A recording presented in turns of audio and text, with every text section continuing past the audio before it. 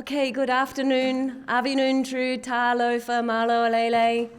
Adarahinamana. It's great to see all of you this afternoon. Thank you very much, and thanks to those joining us online. This session is on digital connectivity. So it's about information and communication technologies, the kinds of things that you use to make a phone call or connect to the internet. So mobile telephones, internet, things like that are what we're going to be talking about today, and the user experience and user access in the Pacific and so on. There's three types of digital communication technologies that I was thinking about when I was planning this session, and they are undersea cables, satellites, and the more local technologies that people use closer to home and might be more aware of in their everyday lives, such as mobile networks and so on. So with those three technologies in mind, I've selected some speakers that I think will give us a really interesting discussion about digital communication technologies and digital connectivity in the Pacific Islands region this afternoon. In particular, what we want to tackle is the question of the extent to which there is connectivity and what this does actually mean for users, for citizens in Pacific Island countries. My name is Amanda, Dr. Amanda Watson, and I'm delighted to be the organiser of and chair of this session. I'm a fellow, which means I'm a researcher in the Department of Pacific Affairs here at the Australian National University, and I'm delighted to be chairing this session with you. The session will be just under 90 minutes long. We'll have some brief talks and then plenty of time for questions from the audience in the room. So if you think of any questions at all while the people are speaking, please jot them down, please write them down. No question is too small. If you don't know what an acronym means or you're not sure what someone meant by a particular statement, feel free to ask us, and of course more substantial questions are welcome as well. Unfortunately, the online audience is not going to be able to interact with the question time, but we will be happy to discuss with you later. You're welcome to contact us. Feel free to contact me, and I will try to get you the answers to your questions. Of course, we are recording this, so if anyone wants to share the recording with their friends or colleagues later, they're welcome to. Our first speaker, I'm very delighted that she has come all the way from Apia, Samoa, to be with us here today, and it's a real privilege and honour to be introducing her and having her join the panel. It's a great thing about the State of the Pacific Conference that we do have funding primarily from the Australian Government's Department of Foreign Affairs and Trade to be able to bring speakers from around the Pacific to this conference. Professor Joanna Chan Mao is with the National University of Samoa.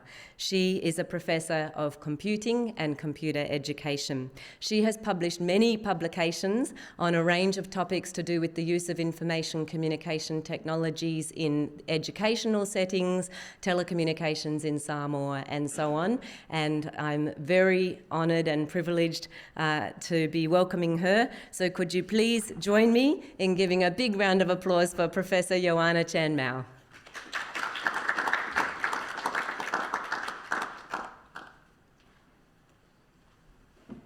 Thank you very much, Amanda, for that very kind introduction. Talofa lava and welcome to everyone. My presentation for this panel is titled Connecting Within. Okay, I've got, oh, hang on. Sorry, let me just. Up there. Yeah. That's for the All right, slides. I got it, yeah. All right. So, as you can see, the title of this presentation is Connecting Within and From Afar, the Status of Digital Connectivity in Samoa.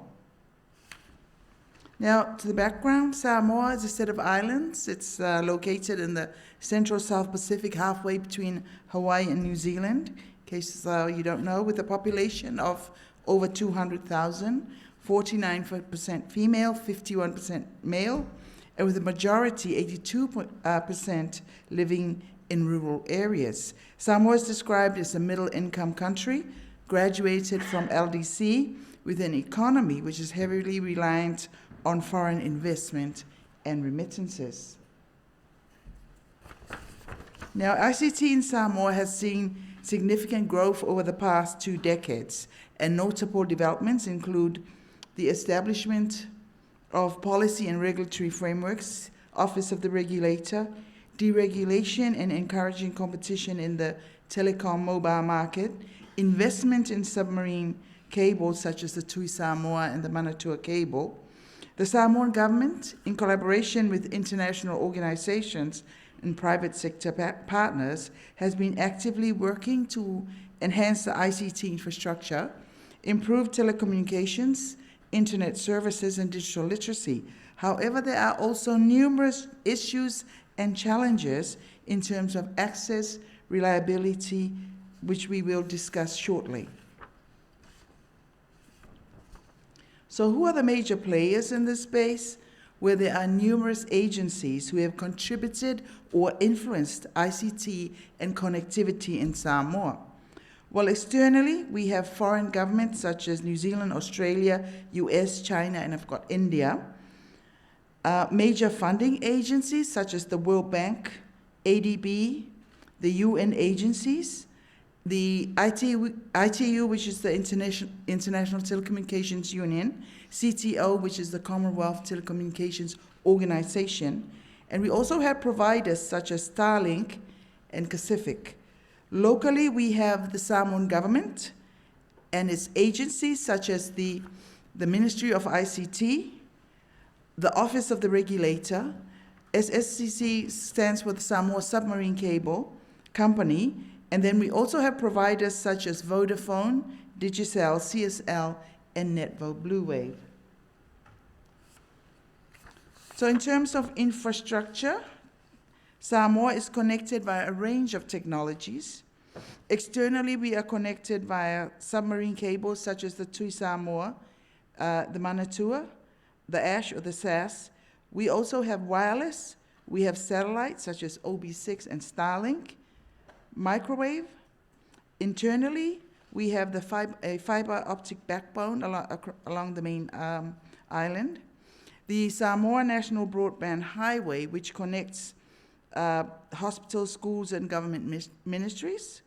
The GUAN, or the Government Network for Financial and HR Systems.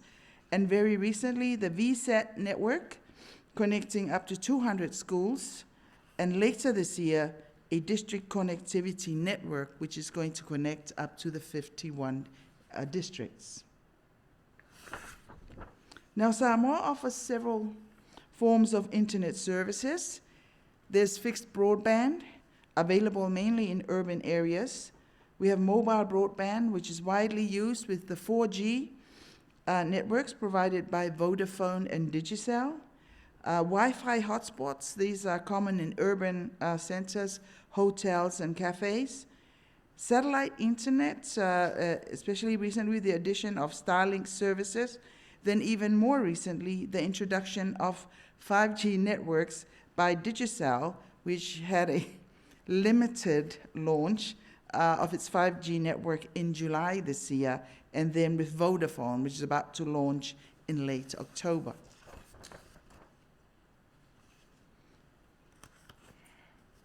Now, there has been significant increase in technology usage over the years, with now 75% internet usage, 51% social media usage, of which 89.9% of social media users are in the age group 18 and above. In terms of mobile connections, as of early 2024, Samoa had 152,000 active cellular mobile connections, which is the equivalent of 67% of the population. But I did see recent figures which took it up to, say, 176,000. In terms of both mobile coverage and internet coverage, data indicates very high rates for both, 90% for Digicel Samoa and 98.5% for Vodafone Samoa. In terms of internet coverage, 85% for Digicel and 95% for Vodafone, including 4G LTE. Now, in terms of wholesale internet pricing, This is set by the Office of the Regulator, and the Samoa Submarine Cable Company, which manages the local submarine cables. A notable development has been the reduction of wholesale pricing from 179 US to 69 US megabit per second. This was in October 2023. In terms of network speeds, we have a range, but for 4G LTE internet services, average upload of 10 to 15 and download of 15 to 20 megabits per second.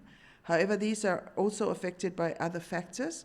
There is a variation in the data over this.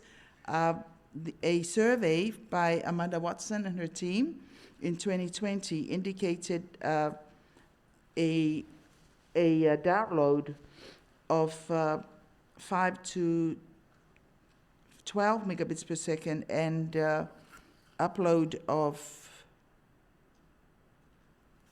5 to 8 megabits per second. As we said, these are affected by a number of other factors, such as the number of users and also the location. And of course, the new entrant Starlink promises speeds of about 50 to 150 megabits per second, which is quite fast. So for comparisons of cost of retail mobile data, Samoa on the overall is cheaper than Tonga and Vanuatu, but now comparable to Fiji for some of the data bundles, but on the overall, Samoa does lag behind Fiji in terms of affordable pricing. As mentioned earlier, there are numerous issues and challenges. The challenge of geographical remoteness, small fragile economies, increasing vulnerability due to economic and environmental shocks such as tsunami, cyclone, flooding, sea level rise. In terms of infrastructure, the rugged terrain and dispersed islands make it difficult to lay cables. Quality of service, we have the issue of last mile connectivity, traffic congestion, blind spots in the network, and underserved areas. Another issue is the integration, the lack of integration and coordination of projects so that we can have a whole of government approach. Then, of course, again, always affordability, as internet services can be expensive, especially for the lower income households. And then another issue, Samoa has invested heavily in submarine cable, but the issue of underutilized submarine cable connectivity, usually due to the lack of commercial ventures and foreign investment. Also, there's a need for greater digital literacy to ensure effective use of internet services. A survey in 2022 indicated that only 45% of the population had basic digital skills. Cybersecurity is an issue, not only in terms of awareness, but also the Wi-Fi networks pose risks of cybercrime. In terms of rural connectivity, despite efforts, rural areas still face significant connectivity challenges, with approximately 16% of rural locations in Savaii and 7.4% in Upolu reporting poor connectivity. In terms of policy and regulation, there were two issues that I've focused on, and the first is the balancing of local regulations with the need to attract innovation, such as Starlink, and this is crucial. And the other one is making sure that the policies and the regulations are up to date.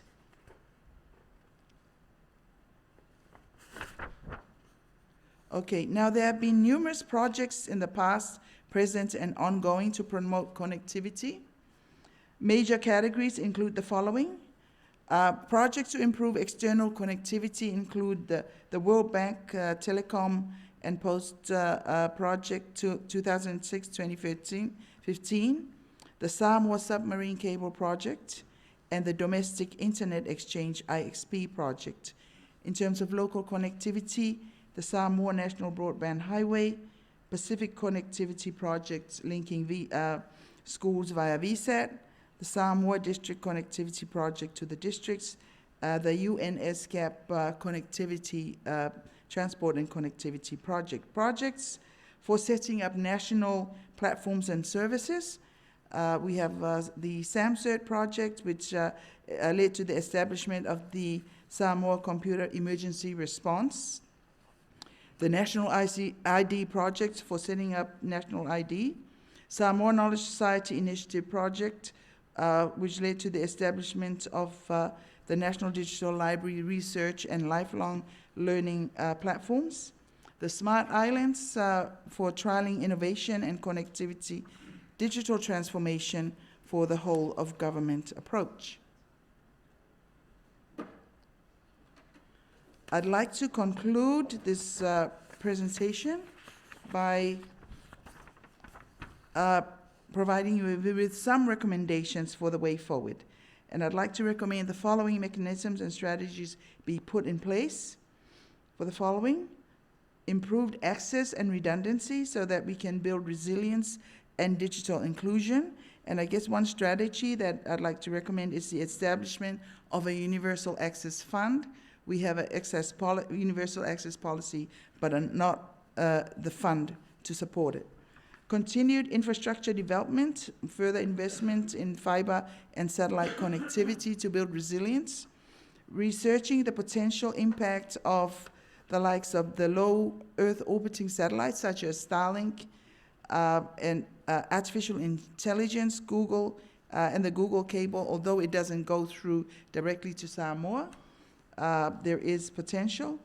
An integrated whole of government approach, continued regional and public-private partnerships for funding and implementing projects, building investments to utilize underutilized connectivity, affordable pricing, wholesale and retail, quality internet access so that we can improve the last mile access, more digital literacy programs, build capacity for specialized technical skills. In cybersecurity, the need for more awareness to strengthen frameworks to protect users and data integrity. And last but not least, community involvement so that we can engage local communities in planning and execution to promote awareness and to prevent underutilization. And on this note, I end my presentation. Thank you for your attention. Thank you very much, Joanna.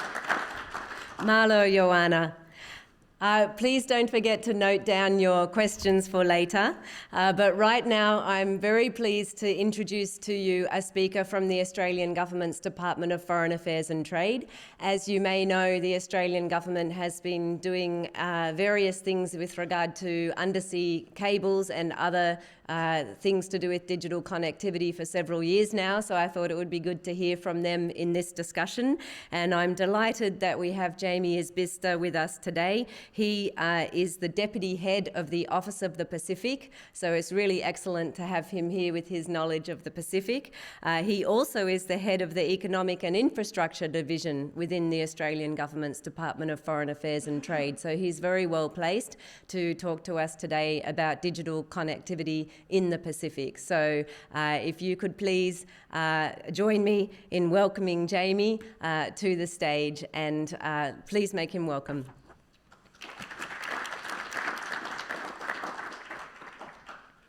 Amanda, thank you very much, and Professor Joanna, thank you very much for your presentation. And yeah, really for me to hear such a comprehensive sort of outline of Samoa's vision and the activities taking place in Samoa on digital connectivity was really fascinating. So thank you very much. I just want to also acknowledge and thank the school for hosting this. I think for a long time, digital connectivity infrastructure was seen as one of these sort of nerdy things and something that was sort of really outside of the essence of one might have argued the Pacific, and often even thought about that it wasn't something that really wasn't the centre of development. But I think what we really now increasingly realise is that digital connectivity is absolutely critical to our economies, our our futures, our security, our people-to-people connections. I think COVID, more than anything, highlighted that when something like a pandemic can hit you, connectivity with friends, family, loved ones, other businesses, services, just was so critical for all of us. And so I think for the Australian government, it was before COVID, but it really highlighted to us just how critical it was for us to be thinking ambitiously and in a very direct way with Pacific countries to look at how we could ensure that Pacific countries had connectivity. It was no longer if it ever was, a luxury. It could no longer be seen as something that, if there was ability or resources or the private sector saw opportunity, then it should occur. It became something now which was, one could argue increasingly a critical right for all societies, countries and communities to be able to have connections to support their aspirations in human development. We've invested a lot over many years on connectivity, on infrastructure, on the more traditional, one might argue, infrastructure of ports, airports, energy, all those things that are critical to keeping the Pacific connected to each other and to the world more broadly. But it was really probably in 2017, 2018, the Australian government looked at how we took a much more active role in ensuring that digital connectivity became a central part of the region's needs. Pacific leaders themselves were calling more for it. There was an increasing concern that they were being left behind, that as the markets grew and the private sector invested, that smaller island states that were often, as Professor Ioana has highlighted, can often be not the most attractive or the most easy areas to invest in and build infrastructure. And so it was a space that the Australian government really lent in to look at how do we partner, both through work with the private sector, but also with the ODA program and with other like-mindeds to deliver that connectivity. And one of the key elements was undersea cable connectivity. There's a lot, obviously, that occurs, we know, in satellites. We'll hear more about that. There's a lot of connectivity that can occur in different ways. But the undersea cable connectivity is the essence of how much of the data and connectivity occurs around the world today. 95% of all the zeros and ones go through undersea cables across the world. They're expensive to lay, they're complicated to manufacture, and they're challenging to ensure that the right systems are in place to manage the landing stations, the resilience, and then the connectivity into terrestrial and other connectivity. And so there's always a frustration about what more can be done. Why aren't things moving fast enough? But one thing I think it's worth putting in context is it wasn't really in 2018-19 that the first undersea cable, or one of the first undersea cables came into the Pacific. By the end of next year, every single country in the Pacific will have an undersea cable connection, which is a pretty impressive story if you think about it. Yes, 7-8 years, it's still a long time, but to actually deliver that infrastructure that's been delivered in partnership between investments by Pacific Island countries, by private sector and by partners, as Professor Ioana said, like Australia and Japan and the US and New Zealand and the ADB and etc., has been really, really critical. But I think what the Australian government also realised is that undersea cable is the fundamental architecture of it, but if you aren't then wrapping around that the regulatory environment, you're not investing in the terrestrial systems, if you're not incentivising opportunities for private sector, then you risk spending a lot of money on infrastructure undersea with very little benefit for communities. And I'll be honest enough to say that it's something which we, as the Australian government, but I would probably say everybody has been learning as we invest in this. how we make sure that we are building the capacity, how we're ensuring the Pacific Island countries have got the knowledge they need to be able to manage systems, how you get the right regulatory systems for small markets. So you can argue what you might need from, big markets like, Australia or the US or Japan, but how do you get the right arrangement that allows communities to get affordable wholesale and retail internet? And so a lot of investment and time has gone into that. If you'd probably seen the recent ministerial forum that was held in Papua New Guinea, it's I think the most ministers we've actually had in PNG and arguably overseas at one time for a very long time, reflects the level of commitment the two countries have to look at their collective economic development and security partnerships. And in that, one of the things which really we delivered on was a commitment from both sides to deliver a stronger focus on opening up competition in the wholesale and the retail markets, which we know has been a challenge in recent years. So I want to flag that the infrastructure has to be coupled with the policy and the regulatory side. It has to be coupled with ways you sort of engage and partner with the private sector. And as people would have known some time ago, the Australian government made a big investment with Digicel, which was an investment for Telstra to purchase Digicel, the largest mobile operator in the Pacific. There was lots of different views and perceptions at that time about the benefits and the importance of this. But one of the things which was very clear was that you do need some of the bigger players and the private sector partners in the region.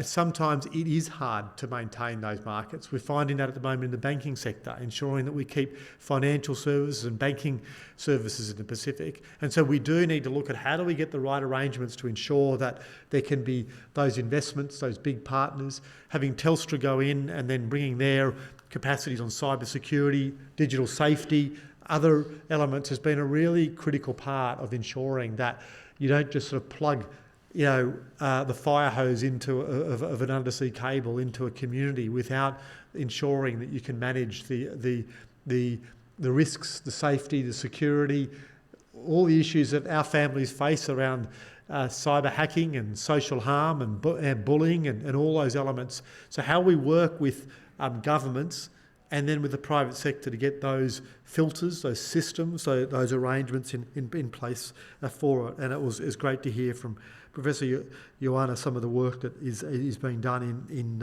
Samoa in that space. I just want to finish up by saying that development and infrastructure, and particularly the telecommunications space, is a hugely exciting and challenging space at the same time. By the nature of technology, and we'll hear about it soon, I think, in terms of what's happening on the satellite front, it is moving so fast. It means that you look at economic models in the past, you built a port or you built an airport and you had confidence over the next 30, 40 years, what that was going to deliver in terms of, potential commercial returns or benefits or whatever else.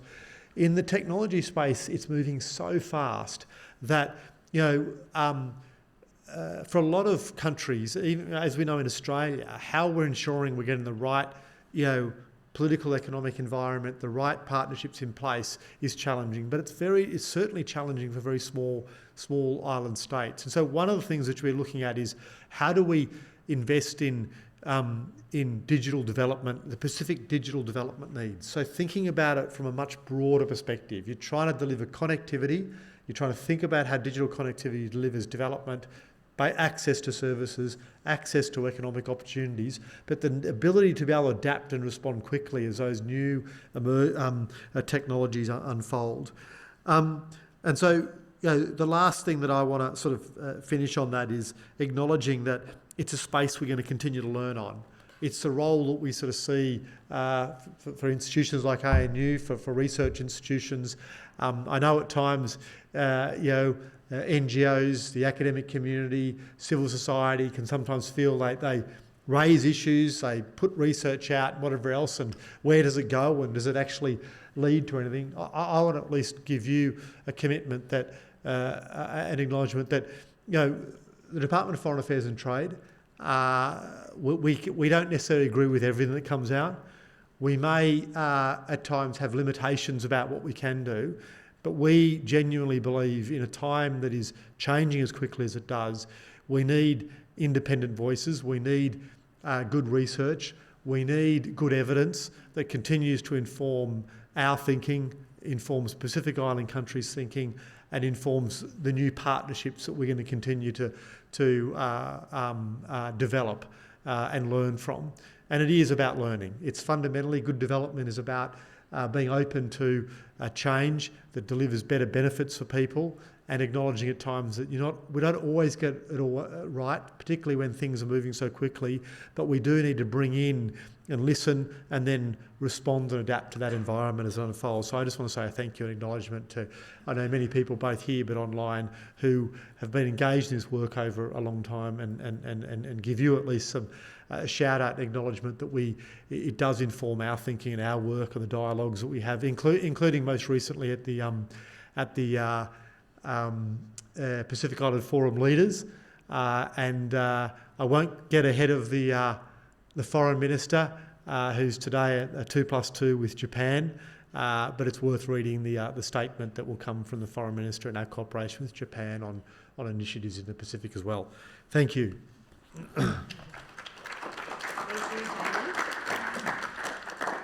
Thank you very much, Jamie. Well, the private sector is crucial to digital technology, so I thought it was appropriate that we have a speaker from the private sector in our session on digital connectivity in the Pacific. And the speaker that we have coming up to join you in just a moment is from Pacific Broadband Satellites Limited, and the speaker is Jacques-Samuel Prolon. He is the Executive Vice President Corporate Development at Pacific, and he tells me that he's been involved in Pacific from very early on. Don't worry if you've never heard of Pacific, he will explain what it is. But would you please join me in welcoming Jacques-Samuel Prolon up here. Thank you.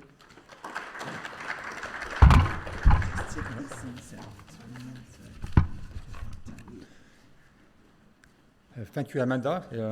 Good afternoon, everyone. So yes, I'm conscious of the fact the last speaker for the last panel of the last session here, so I'll also try to keep it engaged with some videos, hopefully they will play. But first of all, Pacific, so we are a satellite provider to provide broadband. If you look at the map, we cover about 25 countries from the Pacific, including New Zealand, all the way to French Polynesia and Philippine Indonesia as well.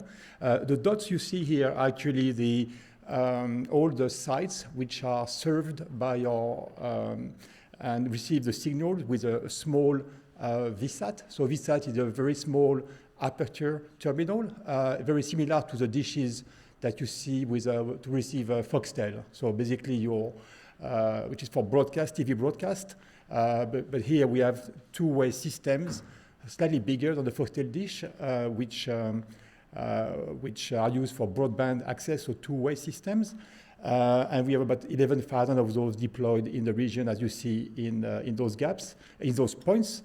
And the lapsus is because actually it's complementary to what Jamie was mentioning on the submarine cable front. Once you bring a cable to one of these countries, the job is not done. You need to extend it with terrestrial, but there are so many islands that you also need to serve them with some other technology.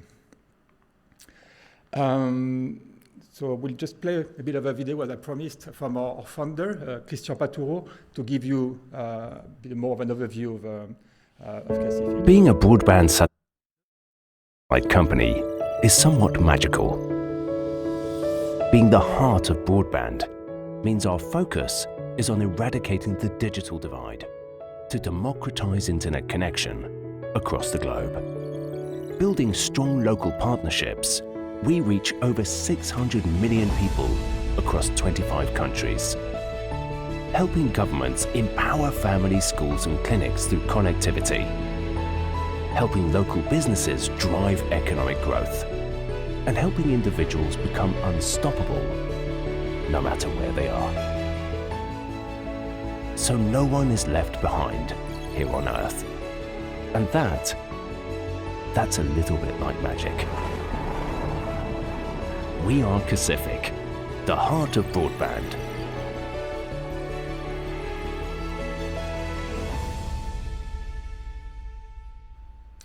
So this was not the one from Christian, which will be coming later, but more about the vision. And I guess the key points which come out there is about communities and partnerships. So that's really what we are proud to also focus on, and also universal service. So basically partnering with regulators, government to deliver those benefits from a digital economy to everyone, to enable e-government. You cannot just deliver that to the capital city. You have to connect every citizen. And here we can see some examples of what's enabled through our services. Economic development through connections for especially small enterprise. Obviously healthcare and education, so probably around half of the SAP we've deployed are for government and for those type of essential services. Mobile network, we talked about them, but how do you actually offer mobile services in areas where you don't have infrastructure, where you need to bring the service back to the core network? So those mobile towers will be connected through satellite dish as well, which then send it back through or teleports back to the control of the operator, enabling distribution through normal, regular mobile technology. Tourism, obviously quite important in the region.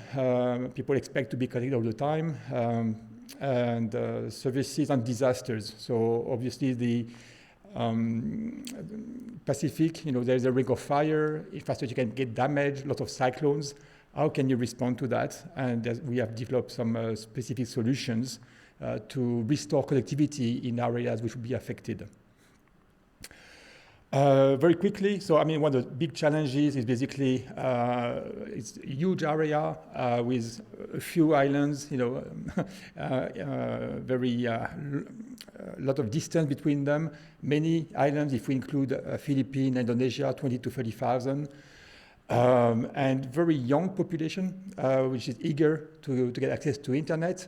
And obviously because of the challenges of the landscape, I would say, or this topology, very expensive to build infrastructure and cables to connect every single island and to distribute everywhere. And still, there's a gap, basically on coverage, on making the services accessible to everyone.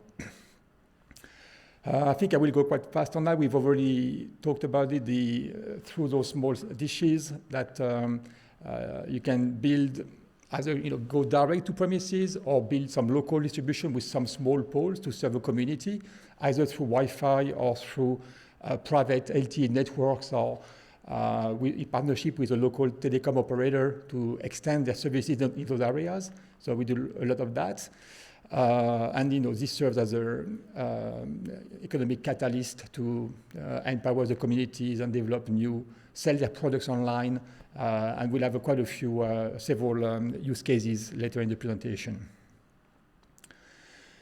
So I guess on the left, just looking back at specific products, the one I just mentioned was the SAT-Pack and comms box. So SAT-Pack is something you can carry on, deploy anywhere on your bag very quickly. The other one is more powerful and is self-contained, the comms box. It has solar panels, batteries. You press a button after a tower will have been coming down because of a cyclone, and you will restore connectivity in 5 minutes. And we've talked about the other one, I believe. Flex VNO just means when we provide connectivity in a wholesale to an operator to feed their network. So that would be typically the larger antennas, not a small 1 meter dish, but 4 or 5 meters. And then feed the entire network to distribute around. And obviously we have seen also applications now on IoT, and the Kickstarter is more of a retail product. So we'll just play this video now about our founder, Christian, explaining more about partnerships.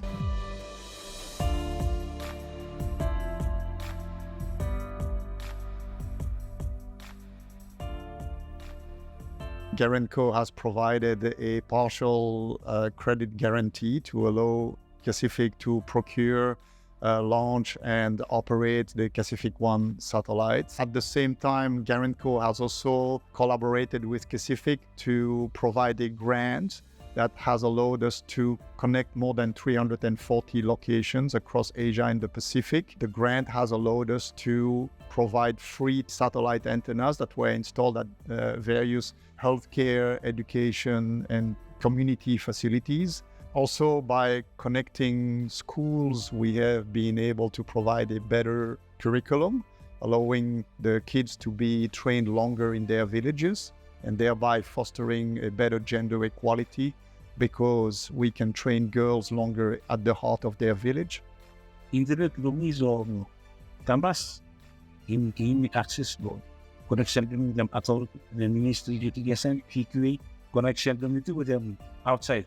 What is in the open no everybody students family community on the camera on the pay on the seat. Sometimes when the weather is bad, they're unable to travel by boat, and if it's a very sick patient, then I have to arrange for a plane.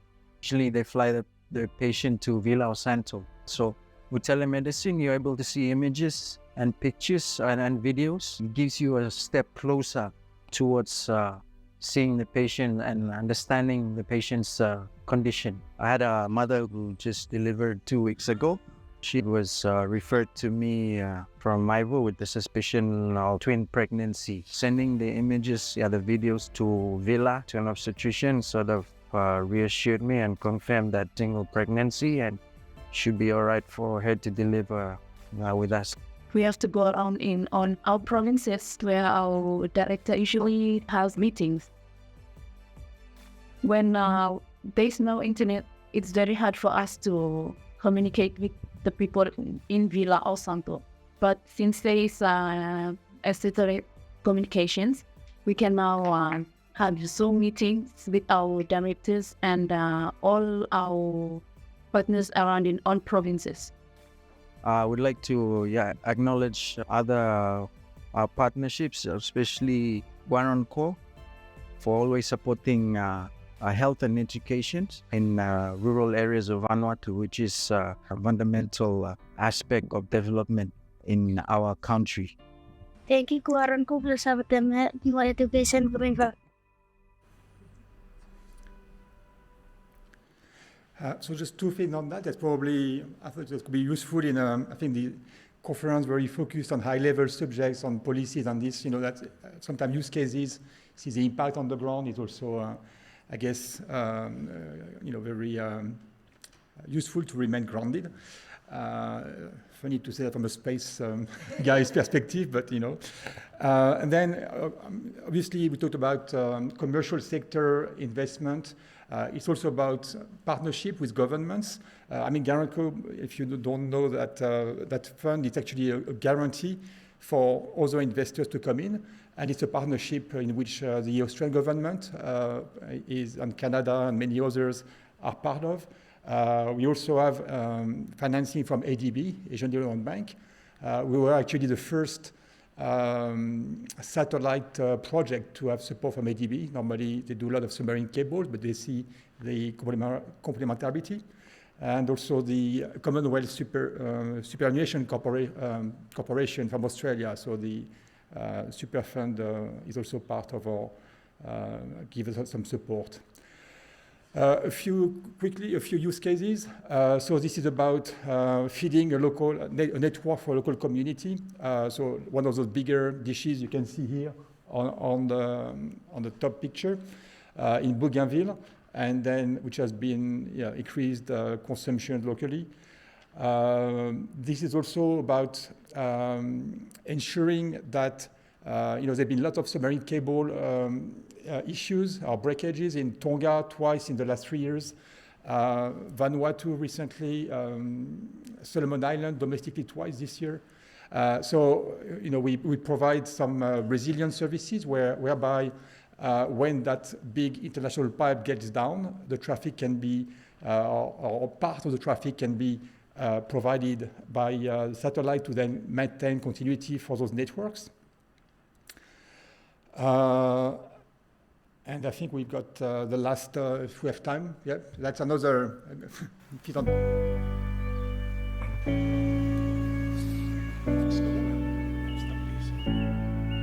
Hi, I'm Emma Wakfi, manager for Juaka Coffee Limited. We're a local social enterprise dealing specifically in specialty coffee. We started 3 years ago. We're wanting to do full honey and natural coffee. Now, to do this, because of COVID, the people that are our advisors are living in Hong Kong and Canada. I'm going to have to talk to them on a daily basis because I'm learning. They were supposed to be with me, but because of travel restrictions and everything else, they're not able to be with me. So before Mstret, I was using the main service provider. I mean, I need to be talking about machines that we've installed, processes and techniques that we're applying as we're working to find the best practice for coffee sorting, coffee drying, all of these technical things. And I'm going to have to be talking with them and, for 3 or 4 hours during the day in the morning, time differences, but it's a daily contact thing. And with the previous internet service I was using, I was not able to do that. It was dependent on when the service was up and running. That was not really conducive to me because if I had a technical problem with the new machineries or so, you have people from China that are technicians, you have people from Hong Kong that are going to be translating, and we had to be, making appointments so that we were coordinating our times to meet. And if my internet service wasn't working, then we'd probably have to reschedule for a week or another 2 weeks in advance, and that wasn't good for business. And then Mstret came into the picture. I was approached by them to say,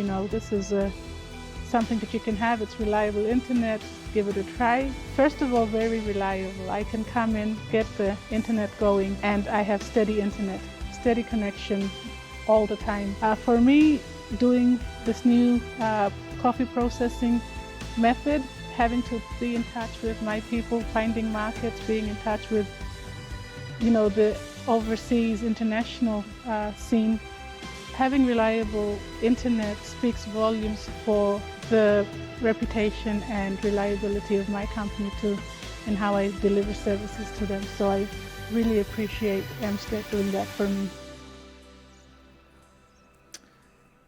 Okay, and I feel that's my just in conclusion, just to sum it up. So really with Cassific, the focus has been on understanding local needs, solving real local problems, and developing tailored solutions in partnerships with international partners as well as local governments to achieve that. So that's all I wanted to finish on, and we can have questions during the panel. Great, thank you. So panel members, if you wouldn't mind. Yeah. Great, so we're going to have time now for the panel discussion. So Jamie and Joanna, if you could please come up and we'll have a discussion over here. So we've had 3 really interesting presentations. I'm confident there'll be questions from the people in the room. But I just have a question to kick us off, if I could please. Jacques, Samuel, you talked about Pacific services, and of course Joanna is here talking about Samoa. So could you please tell us if Pacific offers services in Samoa?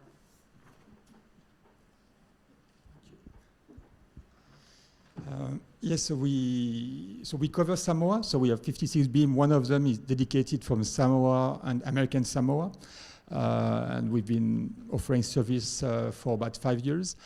Samoa has been one of the more difficult cases. We have a project going there, which is the Pacific School Connectivity for the schools.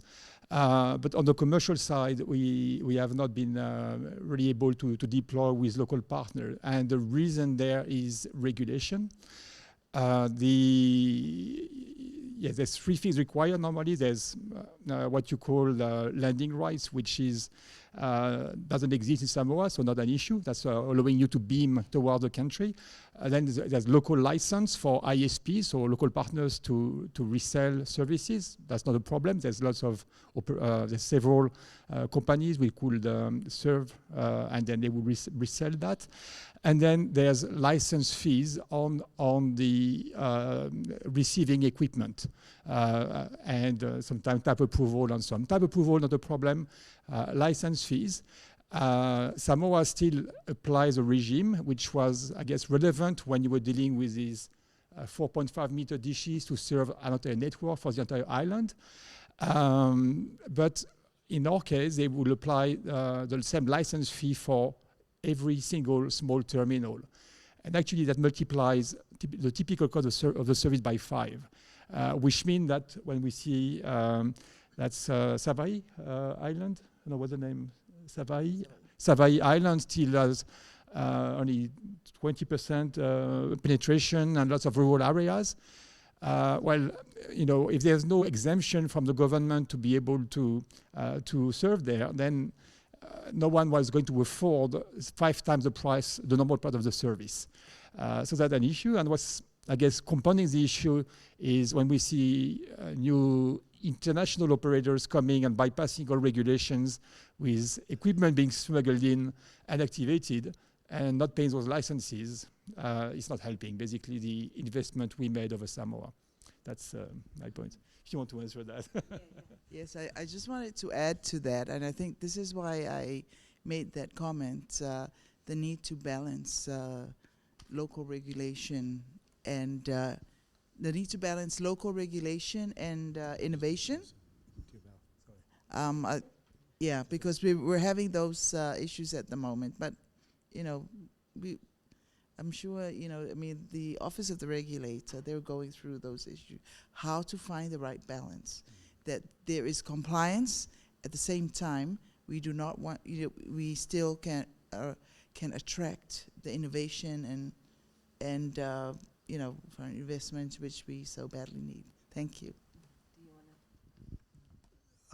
I might just briefly sort of one just yeah, to be frank, acknowledge Pacific. I mean, to have a private sector business engaged in the Pacific and committed to including you know, access, as you said, in many remote areas has been I think really critical as part of the broader digital ecosystem. So I want to acknowledge, you know, it's not always easy for companies to make decisions to work in some of these markets, but it's been critical to have Pacific. And just to reinforce your point, I think at the, as you said, Tonga has had a number of quite serious disruptions in the last year.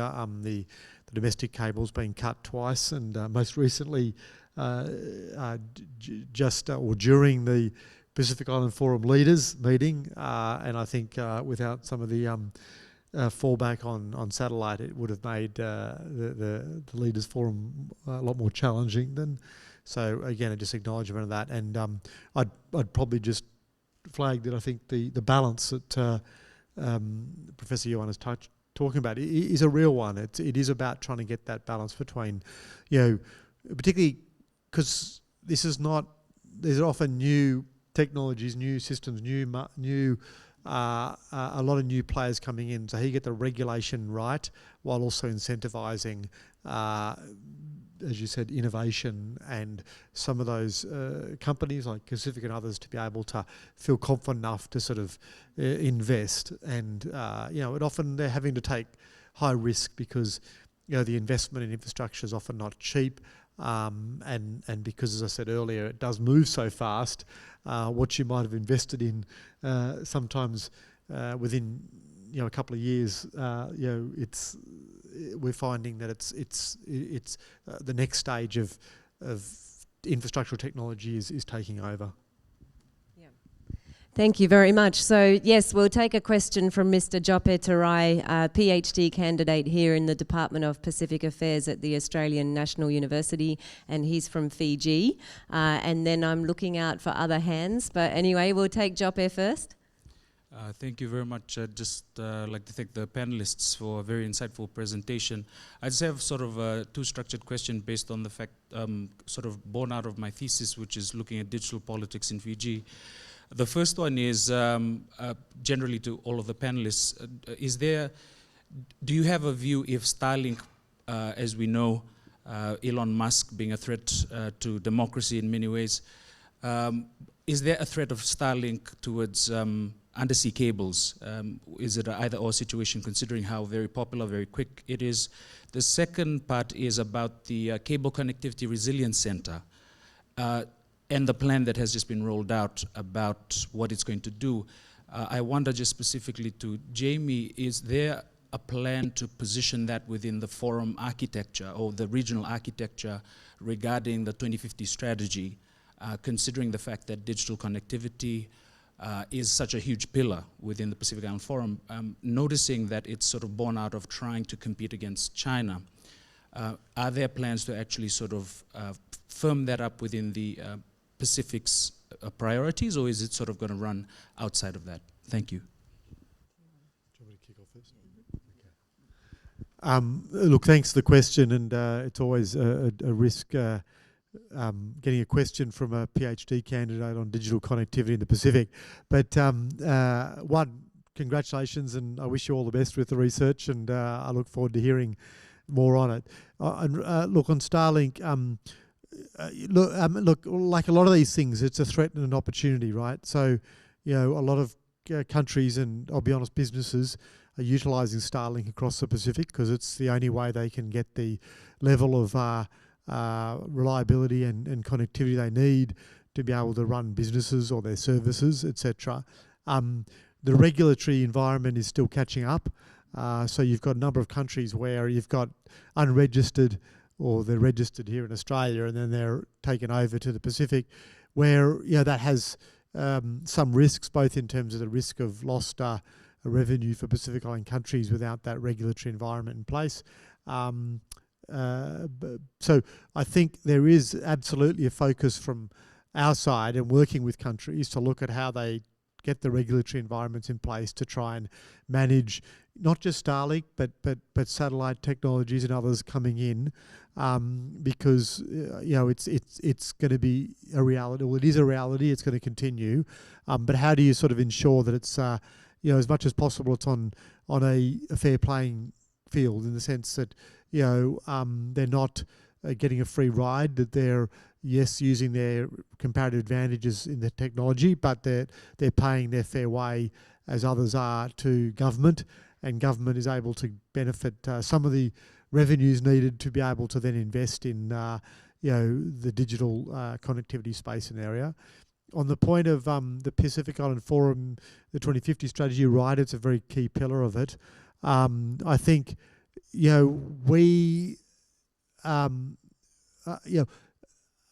see the Pacific Island Forum strategy as one which can guide the discussions, debates we have with other partners across the Pacific, but more broadly about where their priorities of investment should be, what Pacific Island countries are asking for.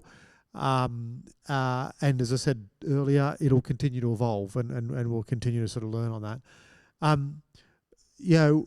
Maybe I won't make a specific comment about Starlink and its threat, but I do think that there is risks on, as we know, on the way technology can undermine open societies and democracy. You'll have seen recently the Australian government announced, our Foreign Minister, a new Indo-Pacific broadcasting strategy and a media strategy in the Pacific, which is about how we're investing in independent media, the role of independent journalists, about the need for content that's coming from within the region. So I think we see that as a broader part of the media platform, both in terms of people being able to get access to it, but also content being able to support that going forward. And I would just sort of say on the geopolitics, the point I'd say is that I think the key focus Australia has is ensuring that that countries can have confidence and access to trusted, secure cyber connectivity, digital connectivity, because we in Australia have seen the challenges of systems getting hacked by anybody or systems getting disrupted, you know, it's no longer an annoyance. It actually can have a dramatic impact on countries' economies, on their security, on private data and information. And so we've got to ensure that as we continue to roll out, as we have in Australia, that critical infrastructure and the risks of it, particularly in the digital space, is understood, that countries are making choices that they can try and ensure that they can best meet their economic and long-term sovereignty needs going forward. And that's fundamentally, I think, what the Australian government and others are focused on when we're looking at the way we support, invest and look at the regulatory spaces in that. So, sorry, that was quite long, but it hopefully touched on a number of your questions that you asked.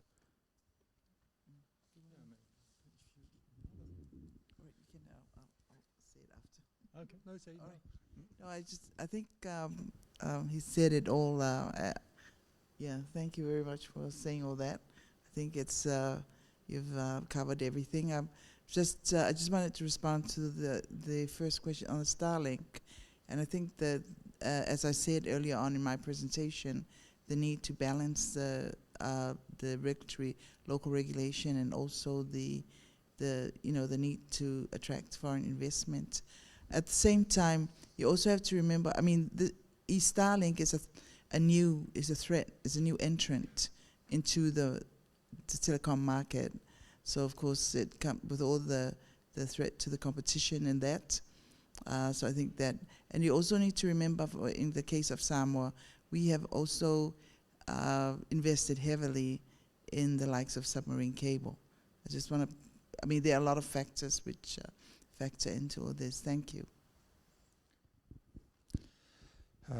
Yeah, thank you. So probably there's 2 points on the threat side. I think you, Jamie, already touched on the, I guess, sovereignty and data security. And I mean, we saw, and in the case of Starlink, basically, the two are bundled, right? There's the connectivity as well as X or Twitter in there. And historically, any telecom operator had to comply with local regulations about intercept, about law enforcement, being able to ensure that criminal activities could be stopped by monitoring this.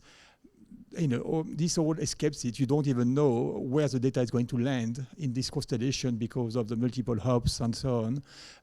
It's encrypted. We saw in I think the Telegram founder being actually in court in France because of refusing to give access for these exact reasons. So there's a threat to, you know, how is this going to be managed in terms of compliance to local regulations, to safety needs and sovereignty in some ways. On the commercial side, I don't think, as you asked the question, that for the submarine cable that would be such an issue, but potentially I see more from the telcos. Because the Starlink model is basically, it's not about universal service, it's about relatively expensive service for these countries, actually, and really creaming from the top and potentially taking away those more lucrative customers from the local telcos, which are themselves government-owned very often. So that's probably the ones, I guess, where there would be more threats. That's more than the submarine cables themselves. Thank you. More questions? Yes, we have a question up the back here in the black top here. Yeah. Oh yeah, sure, thanks. Yeah. Hi, congratulations to our esteemed panelists. I do not have a question, but I guess my comments is maybe relating to the Government of Australia and our Office of Pacific Affairs. I wonder, just to give a balance between accessibility and reliability, I wonder if there should be an opportunity to conduct a research on barriers to participation by persons with disabilities to technology and access to information. Otherwise, we are speaking today about availability, which is great, but we are missing out on a group that will make availability, accessibility, affordability, and inclusiveness complete. Look, thank you. An excellent question, and you're right. When you've got new technologies or initiatives emerging, it's often those who have either got the resources or the abilities or the environment to be able to first access and benefit from that. And often inclusion is something that either gets lost or comes secondary, and whether that's about people's situation, about the social economic situation, whether it's about people with disabilities, whether it's about women or gender equality, it's absolutely something which is, when you've got new emerging technologies, can often be discriminatory against both, either consciously or unconsciously. Your point is, I think, absolutely critical, that we do need research. We need, as I said earlier, evidence to understand where are the gaps, what's being missed, and more importantly, what does that mean in terms of the way government, private sector, regulatory environments ensure that we close those gaps, those divides, and more importantly, provide the opportunities and the awareness to ensure people with disabilities or with vulnerable situations or remote environments have the same ability to gain access to digital, not just digital services, but the services that come with that. Because health services, financial services, even now education services, as we know in our schools and that, depend upon connectivity. So I'd just say from the Office of the Pacific, we'd be interested to hear more on this, and maybe through the partnerships we have with ANU but others, how we can look at that issue about inclusivity going forward. I would just finish by saying that is one of the issues I know that was touched on in the Pacific Island Forum Leaders 2050 strategy, and coming back to the digital connectivity, is about digital inclusion, and particularly the access for people with disability. Thank you. I just wanted to share a story with you, and Fatino knows this. During COVID, the Commonwealth of Learning and Coursera offered this Skills for Work project, and was to help rebuild this, upskill, reskill. And with that project, they gave us like 300 learning opportunities, of which they said 10% needs to go to those with special needs and that. So we rock up to Fatino's office and we offered this, and she asked the question, Joanna, how are we going to participate in the using the online platforms? What adaptive, what tools do we have? So we set up a Zoom session with Coursera and the Commonwealth of Learning, and they did not have an answer for us. There were no adaptive features, but after having saying that, I think the new, I'm very heartened by the fact that the new Office 365 has those features like, just things like the read aloud, the text speech, text, which I think could help to some extent with those with disability. So it's a start, but I just thought I'd share with you that. Thank you.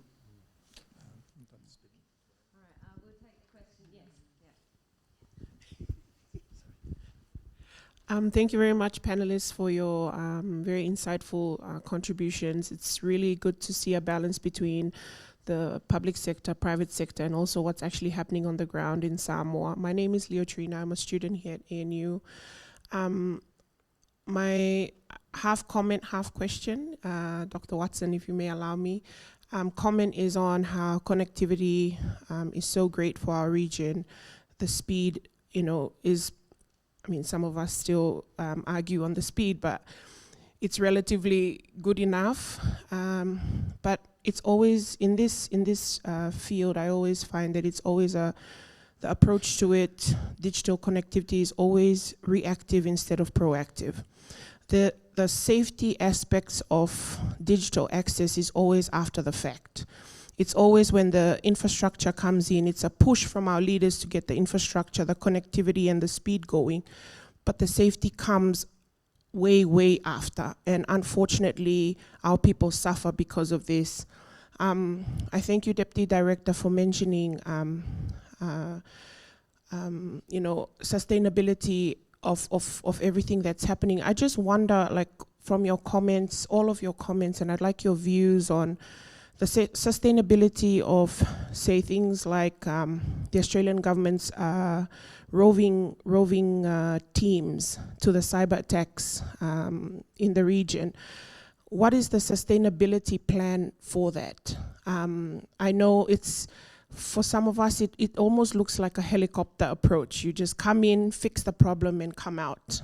What does it leave for our people in the region? I know Australia is investing a lot in, like, institutions like PLON and PAXON to bring up expertise in this area. But what about our people in country that are, if not fully qualified, but almost there, that can be boosted?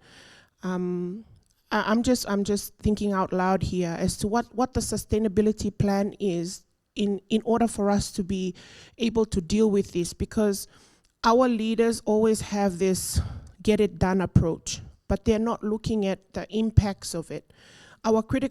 In the past 2 years, we all know Pacific has been attacked 4 or 5 times now. I think about 6 now, I could be wrong. This is our, like Deputy Director said, this is our critical infrastructures. This is our personal data. And I know it's not unique to our region, but the impact of an attack in a country like Australia, as we know, is very different on an impact. Like, for example, in Vanuatu, a whole week or weeks of the whole critical infrastructure just went down. So I'd just like all of your comments, or whoever would like to comment on the sustainability of our approaches right now, and how this would help us in the region to be able to deal with digital connectivity. Thank you. Look, thanks for the question. I think there's a couple of elements to that. Just quick on the digital safety. Look, I couldn't agree more, and I think, it is always. I wouldn't necessarily say it always comes last. I mean, there are situations where it is coming last, but there are some countries, and I think some investments that are being made, both between government and private sector, where they're trying to get the digital literacy, digital safety awareness, much more at the front end, even before some of the next phase of rollout of connectivity occurs, including at the school level, in other areas. So we've certainly got a lot more to do. It's certainly not at the pace that it needs to be, because as we all know, even here in Australia, digital safety is something which is a real challenge for all of us in different ways. The cybersecurity question, yes, like Australia, the Pacific has faced quite a number of attacks in recent years. That's why my point about the protection of critical infrastructure is so critical, because there's lots of drivers for those attacks, but often opportunistic drivers are the easiest systems to get into, are the ones that they go for, and then they try and use that to exploit benefits for a whole range of reasons. So it is about ensuring that those systems are hard, that they're trusted, that they've got enough security around them to be able to prevent that exploitation. And again, that is some of the issues which we're trying to work with countries on, both on the regulatory to filter processes, but also on the with Digicel and others, Vodafone, others, how they are investing in their own cyber training, cyber security work, because it's in their own interest as well. Just the sustainability. I mean, it's a fair question. I'll be honest enough to say that you can't. My eldest son, he's doing engineering and cybersecurity, and I don't know what the hell he's talking about. It's a very fast, very specialist area, and so it's not unexpected that countries don't have those capabilities, but that's not a reason not to build that. And so the two things I'd say, yes, at the moment, quite a lot of it is fly in, fly out. To be honest, if we didn't have that, we would have had the situation in Vanuatu probably down for months, maybe even longer. So it does need that ability to. But then we need to look at how do we use that opportunity to build capability.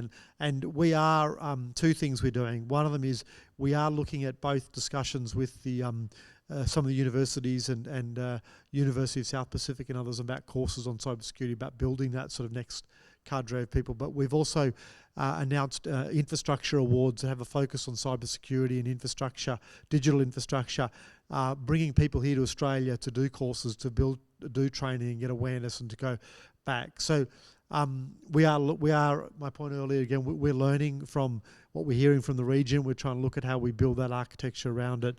But it's not going to happen overnight. But I think you're right. We need to ensure that in the future years we've got a Pacific capability, both at a country level. But even I think it would be great if we had in the region, in Vanuatu or Fiji, people who could be available to work and to be deployed to support other countries when they address it. So there's a regional model for helping in cybersecurity and protection. Again, I apologise for being a bit long, but it was a good and challenging question in terms of the issues. Okay, did you want to say first? And then I mean, for us, very, very quickly, I don't have much to add, just because we are really upstream in the chain very often. So, I mean, what we do is make sure that our part of the chain is secure, that our teleports and these are protected, for cyber and so on. And the good thing about satellite is more difficult to then intercept that signal afterwards. So that's the first thing. And otherwise, on specific project for schools or other with government, when required, we would implement some simple, quite crude tools about safe DNS and commercially available solutions to kind of cure the content or respond to the requirements locally. And capacity building would happen sometimes when we partner, with the ITU and others in the entire project delivery. But we are not the ones really doing that part. But we are very often involved in projects which take this full approach. Yeah. So I just wanted to say that there are quite a few factors that go into sustainability. You make the point that most of these innovations or projects are hastily we accept it and then we think of safety after. I think what you need to remember is because of the fact that we're always trying to grab opportunities present themselves. So I guess in that sense, this is why some of this happens. The second aspect I'd like to point out is the very nature of technology. It's dynamic. It is always changing. So we're always trying to keep up. So that doesn't help the sustainability of any technology or the maintenance of it. So, and also in the area of cybersecurity, there are things happening on the ground. I know in Samoa there's a lot happening in terms of not just you say fly in, fly out. They are building the capacity. We've had workshop after workshop after workshop, and it's been well attended. So we are, we've had help from different governments, especially the Australian government. Also in the area with the police, they're helping in the area of cyber forensics. So there's a lot that is happening on the ground.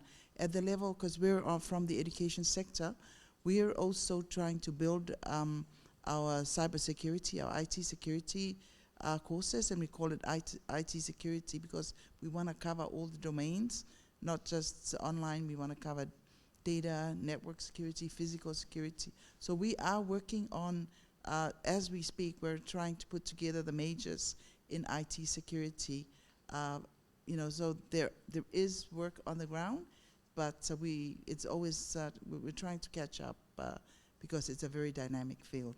Thank you. Thank you so much. This panel has worked out exactly how I hoped it would, with a representative from the private sector. I always wanted Joanna from day one, so I'm very pleased she was able to come all the way from Samoa. And of course, we have the Deputy Director of the Office of the Pacific from DFAT here as well. So I'm very pleased that the panel has come together just how I envisaged. I'm aware that there's other questions in the room and no doubt online as well. So please contact me. My office phone number and email address are on the ANU website, so I'm very happy to continue the discussion, and I can funnel questions to panel members and so on if need be. So I'm delighted that you are all here in the room or watching online, and I'm so delighted that the three of you could be here. It really is great. So could you please join me in thanking our panel members?